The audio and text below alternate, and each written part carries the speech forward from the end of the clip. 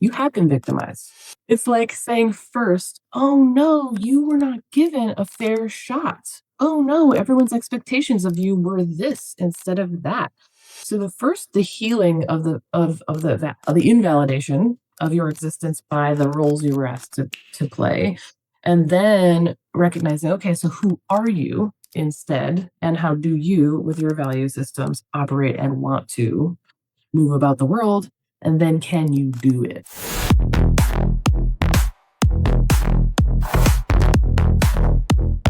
Friends, today I'm sitting down with Ginelle, a clinician who's not afraid to tell the truth about burnout, self care, and radical self love. She shares how parenting cracked open her heart and reshaped her work, plus, how values and small coping skills can help you feel less powerless and more in control. This one is packed with tools that you can use right now. So let's jump in. Thank you so much. Appreciate it. I like to just jump right in because anybody listening to this doesn't have a lot of time. And so I like to get to it. You, if I read it correctly, once said that no one's immune from hardship, that we're all in one traumatic event. We're one event away from losing ground. How did this realization come to you, and how has it shaped your path along case management, homelessness, and counseling? Oh man, so we are so vulnerable as humans. We need our bodies to work well, we need our systems to work well, we need our homes, we need our communities for belonging, and resources. I call them survival tokens, like money, to get through the world. And without a lot of those things, or missing any number of those things, we are into some vulnerable circumstances. It's like competitive to live at this point. And it's not okay. But it's real. So having kind of started my career in community mental health, foster youth, locked facility behavior management stuff, I saw, having come from my really sheltered upbringing, the world is rough, and not all so tidy and suburban like the life I was afforded. And so having seen that, I was like instantly different from my family of origin, who had never seen that stuff or lived that stuff, and different from the people I was serving. So then moving into the pathway that I was taking, I was fully in belief, but different from some other privileged minds, that bad stuff is real. It is happening to people. And the belief of that is what grounds my ideology ultimately, is like, yeah, bad stuff is happening, and people who can help should be helping.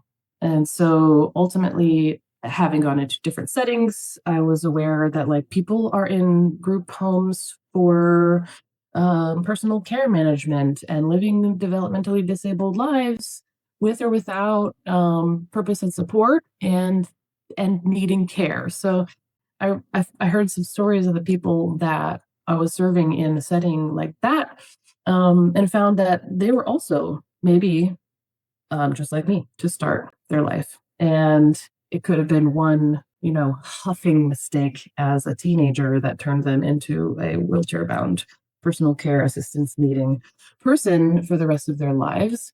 Or they could have been born with disabilities that resulted in their care in group homes. So there's a number of ways people can arrive at not being okay and needing support.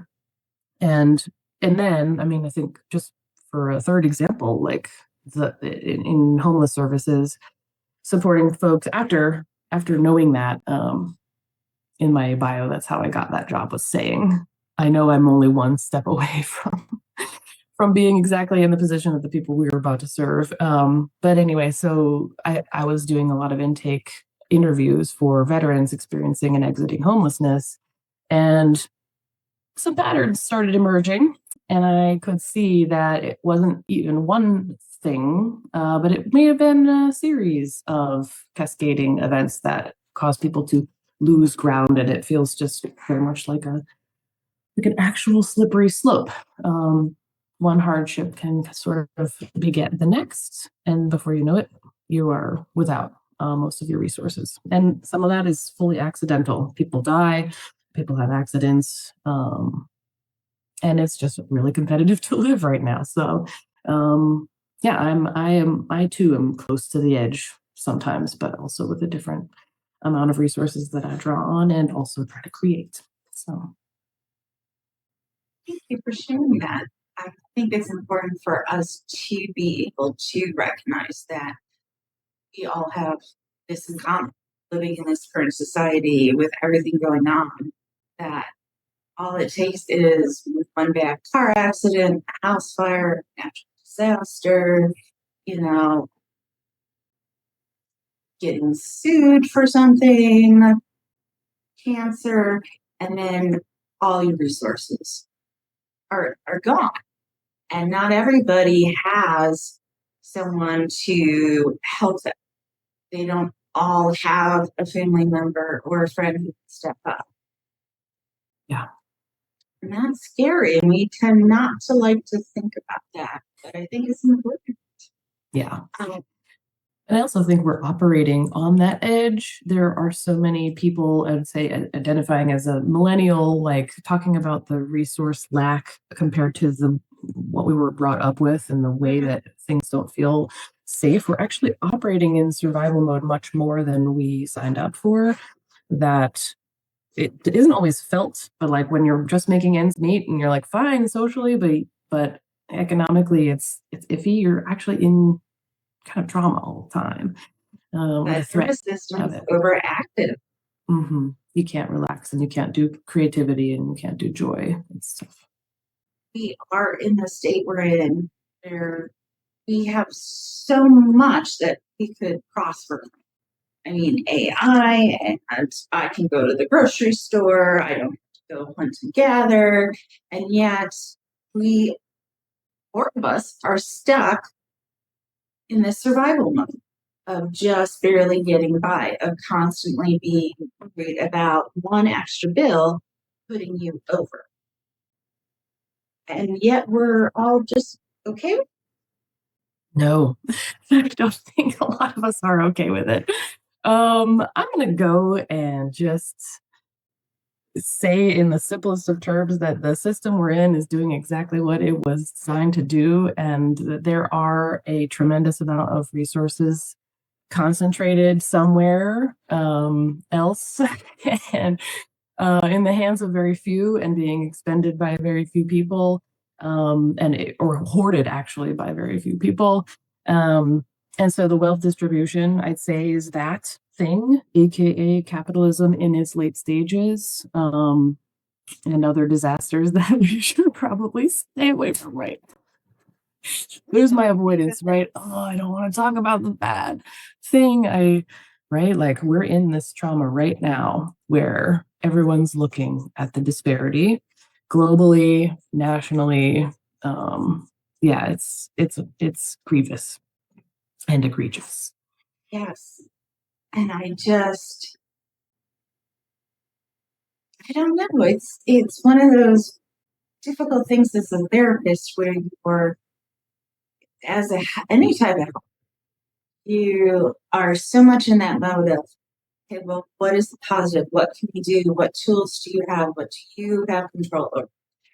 And I don't know about you, but sometimes I'm like, you don't have control a lot right now. And that really freaking sucks. And Yeah. so I, as a therapist, I don't think it's ethical for me to lie to you. You know, it's frowned upon within the Yeah. field. Yeah. But also, how am I helping you if the system is truly stacked against you? Sometimes it's just so maddening because it's like you can only support so much because you know there's things that you have. I don't think we have the best way to speak to it or talk about it. But it sounds Yeah. like you're working on that with your practice. I'd say so. So that is a little bit of about how feminist analytic therapy works or is oriented about is like recognizing how much we are taught to actually pathologize ourselves into illness, my anxiety, my depression, when are so mainstream and identified with and deeply held and cared for. Um, and we are in a context that needs to be like recognized. So where did you get the ideas about what you're supposed to be doing as a woman? Where do you get the ideas of how being a man is?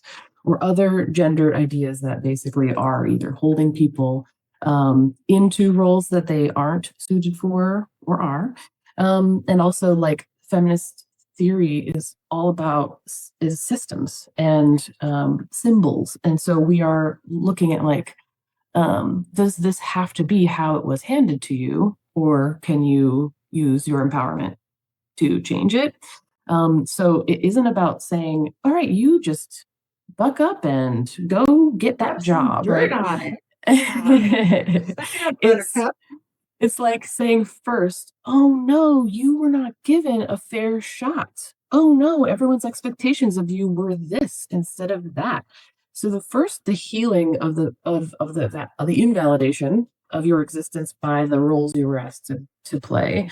And then recognizing, okay, so who are you instead? And how do you, with your value systems, operate and want to move about the world? And then can you do it? So moving out of the helpless position of ouch, this hurts. I am a victim of systems. So first actually starting at victim, you have been victimized. If not by your gender Validating role, that and naming it. then by also the capitalism, right? So it doesn't matter about gender necessarily, but that this is about empowerment and this is about being real about who has power and who wants to claim some, and and also like how much influence we can enact on the world. Some of it won't be done by just us as one people, but we can also heal up and know we are making a difference that's enough as one person if we heal as one person. I think that's so important. That idea that healed people make better, healthier choices. Yeah. And can resist and invent new things and True. be like create a different society where no, I'm gonna reject that, maybe that employment um option and try to create something, or leave that employer who tends to exploit us all and go somewhere where they treat people better. And so it's voting with your dollar but voting with your labor. It's worthy as a cause too.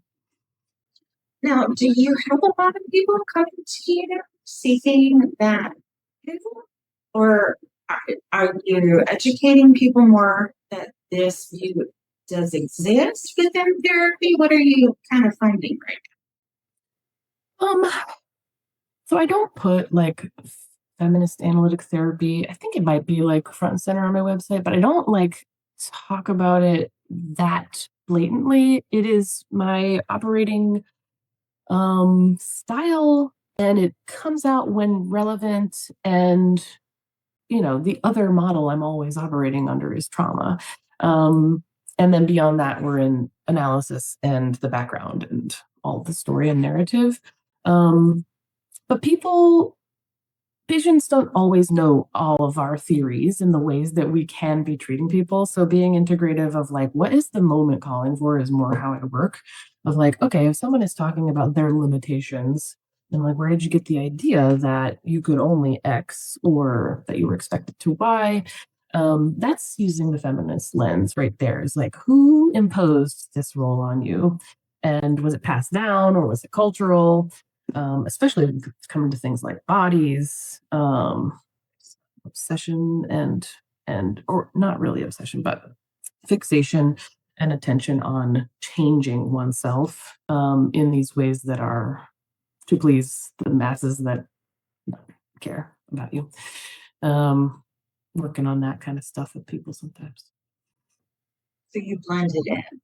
Yeah, it's around. And then sometimes a person has like read my whole website and is like, I want this. And So they come sometimes in ready. and sometimes men are saying, I want a feminist therapist because I am a feminist and I want to show up in this way or figure out how I'm supposed to behave. And that's one thing, if I could say with a microphone today, is like, if in case it is not already clear, feminism is for everyone. It is not about women exclusively. It Goodness. is, yeah, We like the need our patriarchy. men to help us. The We want them. patriarchy harms men, and the patriarchy and feminism are not actually opposites. They're two different entities. And there's so much more to explore about that, but ultimately, all people are impacted by patriarchy as a I don't know, a power in our world. But I mean, if you're in partnership and your partner's not doing well, that impacts you. And if your family isn't doing, that impacts you. And I don't think men in particular are given that lens at moment to have that conversation, to have an aha, like, oh yeah, this does impact me negatively because it impacts my spouse or my child or my niece, whatever the situation is, right? The And expectation that you can't cry, that anger is more appropriate, like, or that you don't get an emotional education by the norms of being a boy raised in yeah, the United States. It's a big deal, and that is a harm, and absolutely. it harms partners who need emotional care. No, I think that's a great point and something that needs to get out there more and in conversation more that men need to be feminist and men going to therapists who have this approach would greatly benefit them. And it's not an attack on them, it's actually to help them as Yes, well. yes, yes, yes. Now, before we go to your moment where you guide us, you said that transitioning into private practice was radical self care. And I never thought of it that way. How did you think of it? Well, honestly, it's a story, but my spouse kind of they knew what they were doing and said, "Oh, you're never gonna Oh, poke the bear." And being from Chicago, I was very much like, "Oh yeah, watch me." So didn't really have a lot of forethought, to be quite honest, about private practice. I love it. I had been a therapist for many years doing contract work, but never full time before. And then as I've gotten into it, I've been able to get to have a better sense of what it means for me. But I never thought of it being radical self care. I just love that. I found you as kindred in that share because one of the first things I said in the first job interview when I was entering that San Francisco locked setting was I like to do things that people think I can't do. And that is coming from like blondes are dumb as in my childhood. Yes, I got that all the time. I was told I give blondes a bad name. The No, I blonde have joke. ADHD. But Blondes. girls don't have that. I try to give blondes a smart name, and it's become a little bit excessive how much I've had to prove my intelligence, and I don't have to do that anymore. But yes, so let's see. In doing hard things and proving that we can do those things. This transition story is how I stopped trying to prove that. Um, so I had about eight or so years of experience in mental health, not yet licensed, and I had seen a lot of things. I had like just a full trauma education, all the stuff, but without knowing that it was actually in the middle of paradigm shift toward trauma as the main main stage. And I was burning out. a good bit. I have since become a certainly burnout prevention and response focused and obsessed individual. So I try to live my life through anti-burnout lenses, and Important. it's been an approach, and the outcomes are kind of panning out right now, where I'm looking around at my life like, ah, my gosh, this is actually good. I think I might be safe. um, so basically, I I was at a crossroads right after graduating grad school and getting licensed. I was in the job interview kind of rounds, and they were taking their time. There was some time between interview and offer. And in that time, I simply opened a business. And I was going to employ me faster than uh, than they were, and I was going to Mhm. employ me better than they were. It was always my goal to get into the room and sit across from a patient and not necessarily be, but I didn't think I was worthy of that immediately or whatever. And I had a lot of questions about, am I allowed to do this right now? Yeah. But I also wasn't totally green as a clinician and exiting grad school. So I made sure I was well surrounded by supervisors and elders and folks I could learn from, and made a community mental health system for my practice.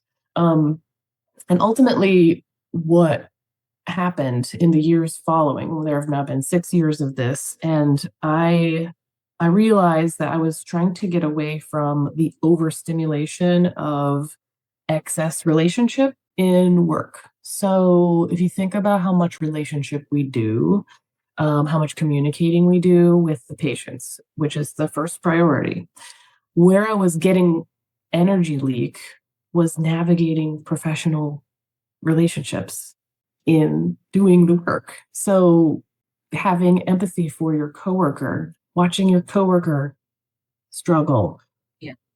managing dynamics with management and all that stuff. It's like it's possible, it's doable, but the amount of like either masking or like performing was too much, I think. And my wisdom, I could have said that to you 6 years ago, but ultimately my need for introversion and doing less came through. And I said, I think I just have to do what I have to do for my ability to treat people. And the crossroads was, should I go work and support a population known as like law enforcement and first responders, which would have been really interesting for me as a trauma specialist and burnout obsessionado? Or can I just take care of myself and temper my trauma load starting now? And I passed on the opportunity to serve first responders and law enforcement, which again, I could have been a very special candidate to do that. Mentally, in the years that followed, would have been a wild ride. And I thank myself for not needing to prove my intelligence anymore at that point. So you chose yourself. Yeah. That's why it's radical self-love. That is just incredible. Yeah. Yeah. And I had asked the person at that time, I was like, is this the wrong choice or the right choice? And they were just like, there is no wrong choice. There's only the choice. Figuring out what's right or wrong for you as the individual. And unfortunately, you won't know in the moment. That lovely hindsight. But it Yeah. sounds like you made the best choice for you and has allowed you to become an even better clinician because you're now so burnt out. Yep. Yep. And it's been a wonderful journey, kind of being the sole arbiter of like how much energy do I have, do I use, or how do I make use of my boundaries and enact a system that actually lets me treat people long term and well and show up all the time. I never miss. So it's great. Wonderful. Right. Would you please lead us in a guided pause? Yeah. I'm going to read a poem that I was shown back in my internship, and it is by Adrienne Marie Brown, who is an amazing activist now located in North Carolina.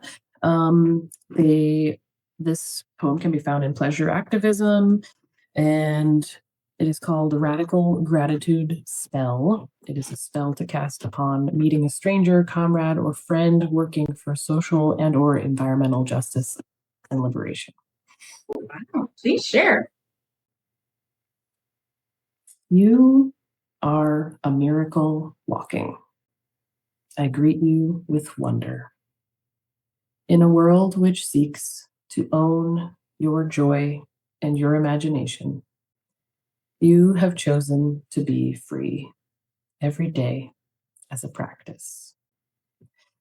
I can never know the struggles you went through to get here, but I know you have swum upstream, and at times it has been lonely.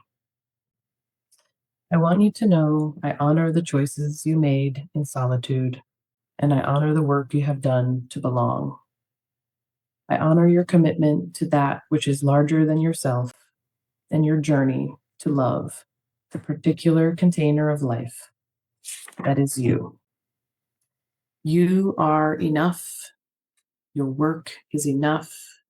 You are needed. Your work is sacred. You are here, and I am grateful. That was beautiful. I love that. Yeah. I ever shared that with you. Definitely huge thank you to them as well. Yeah. Oh, thank you so much for being on today. Mm-hmm. What is one thing that you would like our listeners to carry with them? Something to help them when their nervous system's overwhelmed? Maybe a line from a poem, just one note to leave listeners. I will hearken to the days in the early pandemic when I couldn't go anywhere, was really homebound, and I found myself going for drives to the farmer's stand and buying a random plant or vegetable. And what I would do, I found myself playing music really loud and it's singing until eventually I would cry. And the difference in before and after was tremendous. So I recommend going and finding a way to get some tears out. And if that means singing really loud, some stuff that you know until it makes you cry, by all means. Tears have neurotransmitters that want to come out of our bodies. Love it. Thank you so much. So everybody go out there and take a moment. As we wrap this up, I want you to remember the difference between autopilot and choice. That can change everything.